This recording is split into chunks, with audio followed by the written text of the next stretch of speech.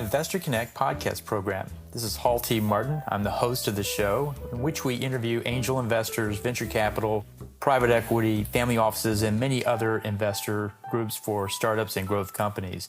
I hope you enjoy this episode. Thank you for joining us. Well, hello, this is Hall Martin with Investor Connect. Today we're here with Jyri Engestrom of Yes VC. Jyri, thank you for joining us. Thanks for having me, Martin. So what was your background before investing in early stage companies? What did you do before this? I was a founder. I actually started two companies, both of which were sold. First one was called Jyri. It was an early competitor to Twitter and Facebook, an early social media company out of Europe that was acquired by Google. Then I worked at Google for a few years and started my second company after leaving Google in 2010. It was called Ditto, and it was a mobile social recommendations app that was bought by Groupon.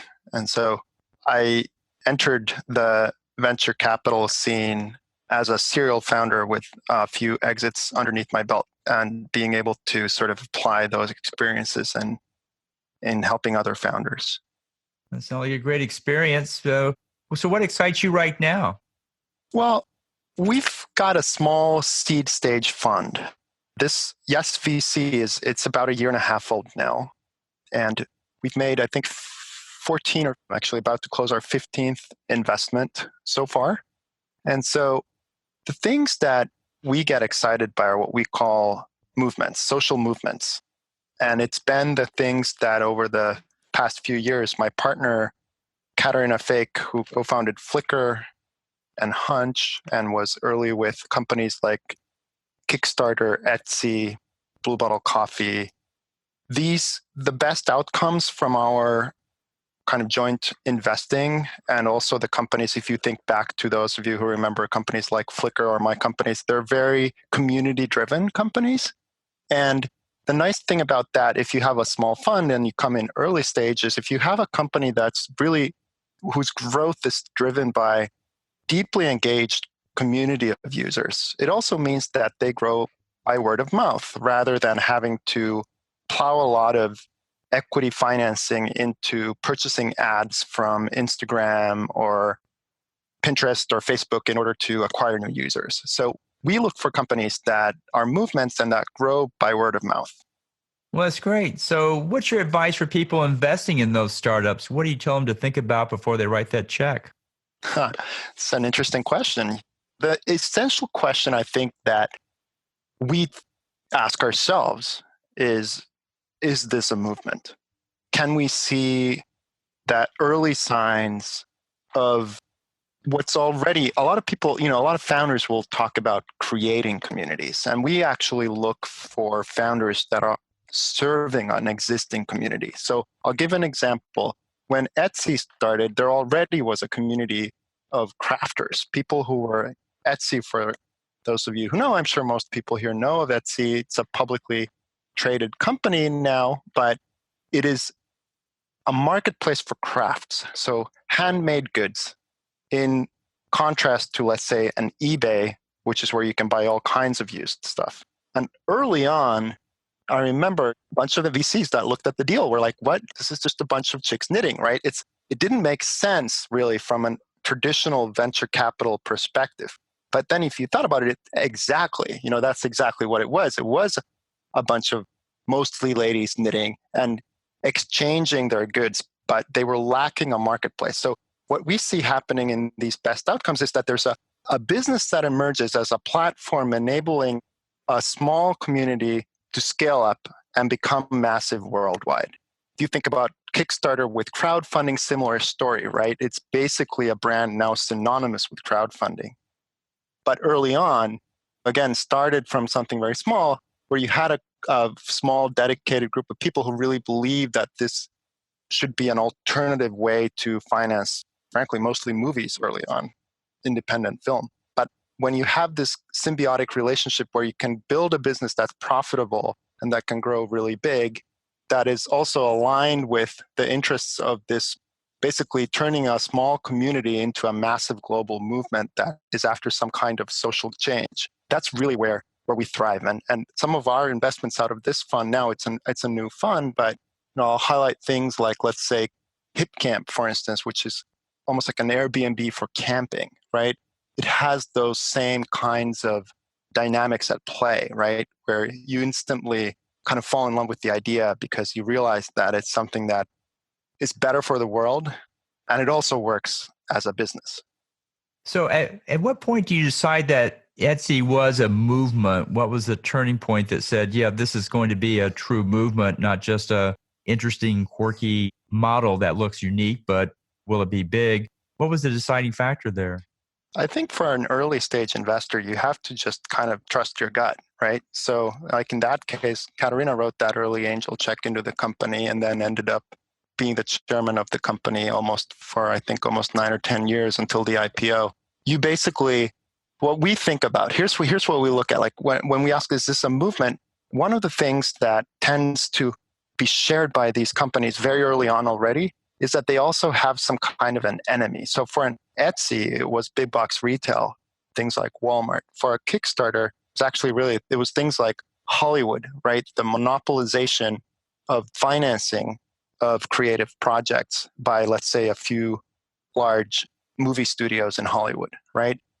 And so you think about it, even a company like Blue Bottle Coffee, right? That became a movement in sort of this emblematic company and brand for what's now known as third wave coffee, right? And it's the Starbucks, or it's the traditional way of building coffee. So one of the things that I think is key is understanding like what are they also going against? What are they disrupting? Who's their enemy, so to speak? Very good. You have to have an enemy to overcome before you can become a big movement. So Yeah, it kind of unites perspective. people around the cause, right? And so it makes people it just sort of galvanizes the direction where you want to go. And so, like in the cases where companies struggle, I think it's oftentimes that they actually don't really have a clear mission, or they don't really have this sense of the inevitable direction that the world must go. And they sort of end up as a result having trouble hiring. People don't feel very passionate about it. It feels just like another business or just like another job if you're a potential employee.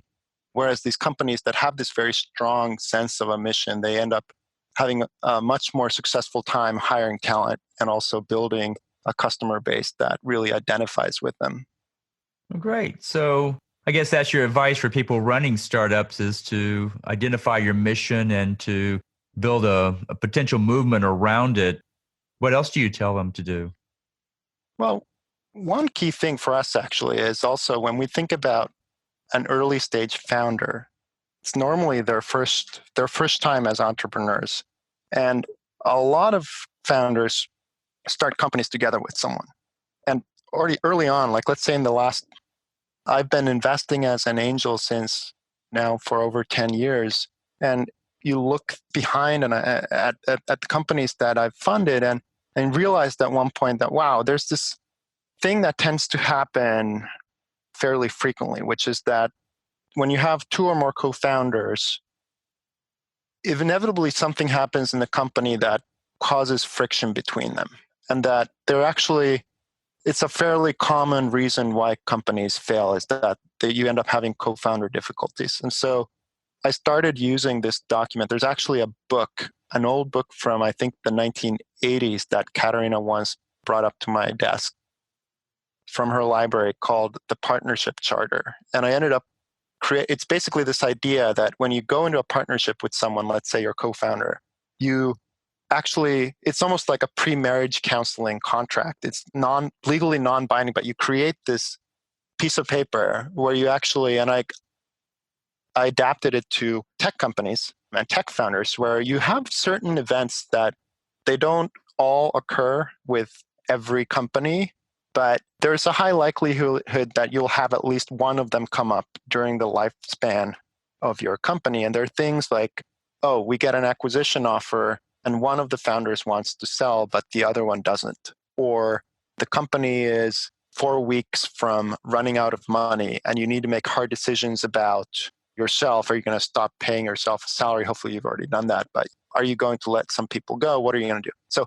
And these are the situations where founders oftentimes find themselves at odds with each other. And so it's a way to anticipate some of those potential moments of distress and basically agree on not necessarily what kind of decision you're going to make about the fate of the company, but at least the process that you're going to commit to if you find yourselves disagreeing. And I think it's been really, really helpful to some of these founders to just have that kind of worked out in a safe environment, sometimes years before they actually run into trouble. And even if they don't end up abiding by it, it's there as a resource for them to use if they feel like they need to turn to it. Sound like a great resource. I'll need to check into that and add that to the show notes. So let's talk about state of investing in startups. How is the industry evolving these days, and what changes do you see coming up? Well, I think for us, our business is based on high conviction very early. And it means that sometimes, literally in the case of Kickstarter, I think it was just a PowerPoint deck. There wasn't any product, and neither of the co-founders knew how to write a lot of code. So we see companies that are super, super early. And our business is to be able to discern very quickly whether they have these characteristics that I mentioned that could turn this into a movement, and then basically go in and double down and fund them, right? And I think from the perspective of a savvy founder, our product actually is access to quality follow-on financing because we're the first investor, but most companies end up raising many successive rounds as they grow. And so you want an investor on board who's able to then basically help you access top quality follow-on financing. And the thing that where we play is we have a small fund. So we basically need to be able to get enough ownership early on in a company because we are not able to then necessarily grow our ownership later. We don't have a model where we can dabble in early and then write a massive check into a company once we realize that it's going to be a winner. We actually we maximize risk. We take enormous risk by going in early. And then basically, we're not set up to necessarily defend our ownership by putting in massive amounts of capital later. So for us, it's also important to, in this current environment where you have so many funds that have raised so much money and they're basically just walking around looking at where they can deploy millions and millions of dollars in, let's say, Series A or Series B checks. And it can be, had these conversations with some of these founders who are surprised by the kind of valuation and check size that, let's say, a later stage fund shows up offering them one day at their door. And for us, the question then becomes, what's the appropriate capitalization model for this business? And it's very attractive to take these big checks, right? But from our perspective, it's not always, it looks great on paper because suddenly you have a company that is now valued at 10 times the valuation that it was when we invested. But then ultimately that also means that there's a lot of capital sitting on top of us on the preference, a lot of preference sitting on top of us on the cap table. And so that's why I'm saying, like, for us, the perfect company is a company that actually grows by word of mouth, doesn't need to take that much capital in follow-on rounds, where we can still retain a reasonable ownership at exit. And in the current environment, that's challenging because there's so much money looking to get deployed into these growth companies that some of them end up raising, I think, overcapitalizing and raising unnecessary amounts of equity financing. So let's talk about your fund. What exactly is the investment thesis? You mentioned several elements of it so far, but maybe more specifically, what's the criteria for the deals you're going at? You said you have to have high conviction, but what else are you looking for? Well, one thing that's key for us, I've already mentioned, is this question of, is this a movement, right? And the second one is this something that can grow basically by word of mouth? And then the third one that is important for us is actually the unit economics, the margin, right? And this comes back to that question of, like, how much money is required to grow this company, right? So we like to see companies that actually have, let's say, a subscription business model versus, let's say, an advertising-based business model, for instance, because we think it's better aligned with the normally it's the consumer customers in our case. For instance, we can rely on the company not having to, let's say, potentially somehow disrupt their privacy in order to be able to sell the data in order to turn it into a profitable business. So for us, it's the, I would say the third criteria that's really important is that there's a business model that can generate enough margin that retains alignment with the interests of the customers in the long run, not just initially.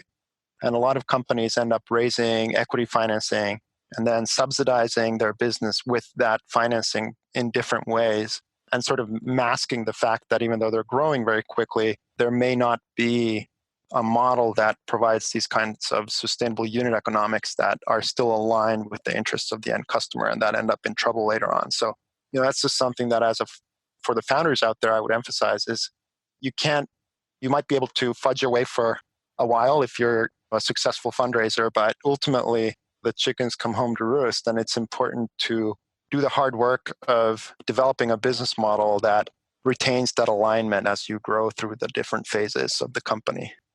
Well, so what startups fit that thesis? You've already talked about Etsy, but are there a few others that you could mention and how they fit that thesis? Yeah, right now, and if you look at our portfolio, so we've invested in companies like, let's take Superhuman. It's an email client that's really fabulous. I use it every day. We like companies where we become early users of the product ourselves. HipCamp, I mentioned, marketplace for camping. There's a company that's fantastic called Love Every that sells developmental toys for early stage childhood. So basically baby toys. That's doing really well.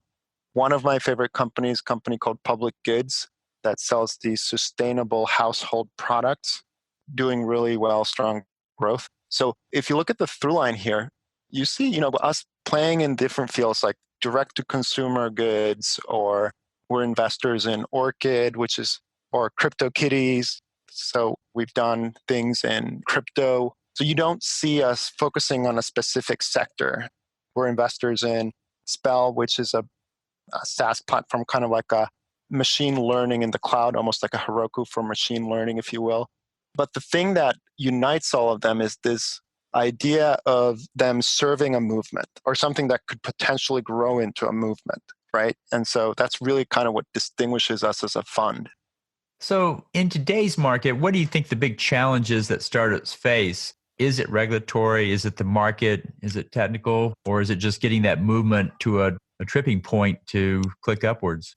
I think it's just noise. There's so many startups right now. It's an extremely competitive space in terms of just capturing people's attention, right? And you have these well-established channels that provide attribution really well, so that when you spend money on marketing, let's say Instagram or Pinterest or one of these platforms, or maybe you're doing, maybe you're running ads on Unity's video marketing platform for games. But like the challenge is identify. And I just had this conversation with a successful gaming entrepreneur who was saying, "Jyri, if you made a thesis around investments, here's what I would do." And he said, "Look at companies that understand the importance of attribution in marketing." Meaning, and he told a story where he said, "We realized early on that a bunch of the users of our casual games also like country music." And so they went and they deployed a bunch of advertising on the country music stations on radio, which no other gaming company was doing at the time, which ended up working really well for them. So again, it's this idea that you really do the work of understanding who your customers are, and then where are you going to reach them, basically capture their attention where you're not inundated with competitive messages from very similar competing companies already. And that's really the genius that I think distinguishes a lot of these very successful startups. Peloton is another one that I think has done a fantastic job in kind of basically applying that playbook to their growth marketing. Well, you see quite a few applications since you scan very broadly across the landscape. Do you see immediate opportunities or sectors that are really heating up today that get you excited? Yeah, I think that for me right now, so I'll give an example. So one is, let's say the future work, right? A lot of investors like to take a space like that, it's a very general space. But then so I'll give you an example of something I'm thinking about. Perhaps the biggest issue right now, sort of hurting our productivity as a nation and as a society, is the amount of disruptions and distractions that just are caused by our devices as we try to carry out tasks that we're engaged in during the day, right? And so is there a solution there that basically enables us to kind of get to a flow state when we're doing creative work and protects us from these kinds of distractions and disruptions, right? And so I could see that becoming an enormous productivity booster. If you think about a company that's like, I don't know, like let's say Salesforce, right? That's got tens of thousands of employees, or a Google or a Facebook, or even a small startup or just yourself. What kind of multiplying effect might that have on your productivity? And it could be huge, enormous, like billions of dollars in value, right?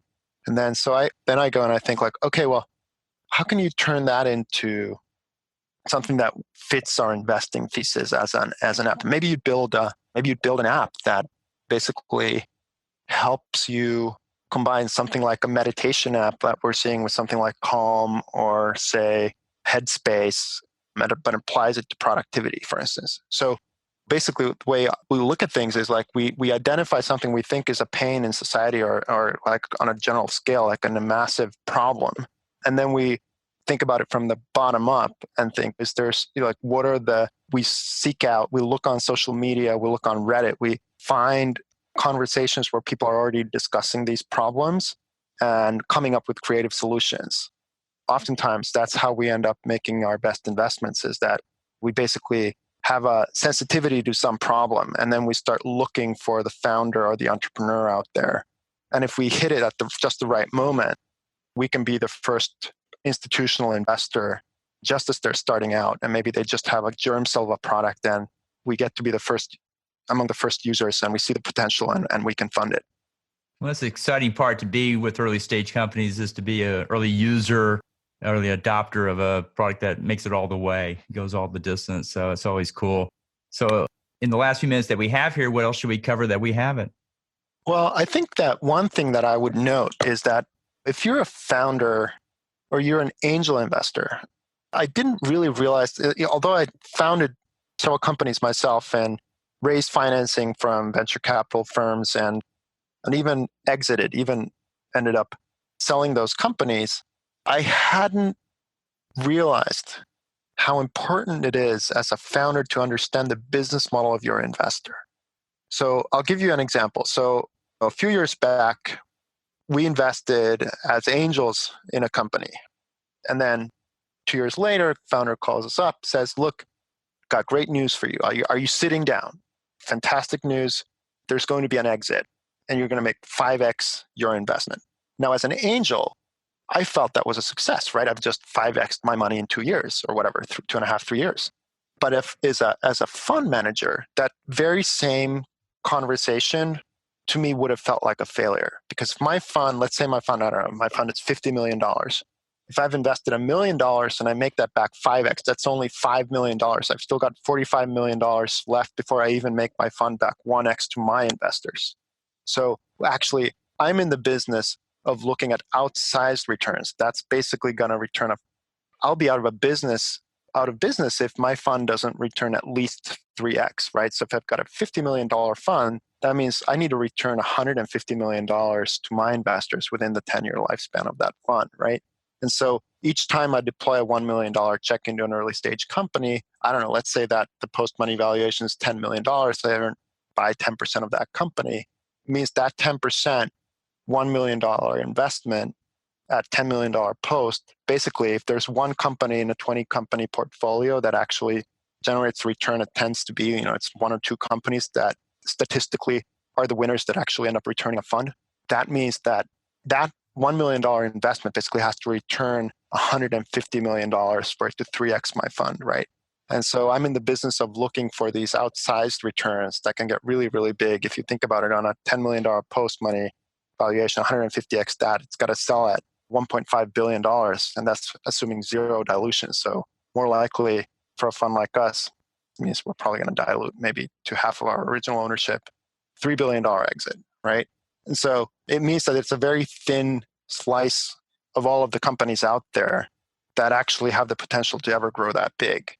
And I think that just understanding when you get into investment negotiations with a fund manager or an investor, whether it's an angel or a VC, is to understand what their business model is and what kind of outcome is going to work for them.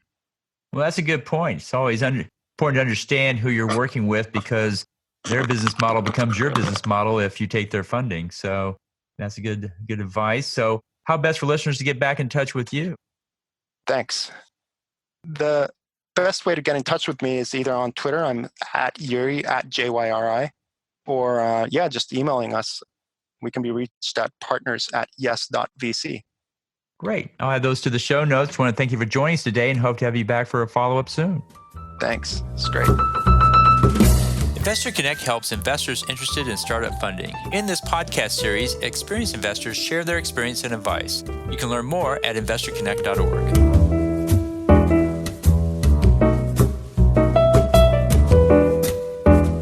Paul T. Martin is the director of Investor Connect, which is a 501c3 nonprofit dedicated to the education of investors for early-stage funding. All opinions expressed by Hall and podcast guests are solely their own opinions and do not reflect the opinion of Investor Connect. This podcast is for informational purposes only and should not be relied upon as a basis for investment decisions.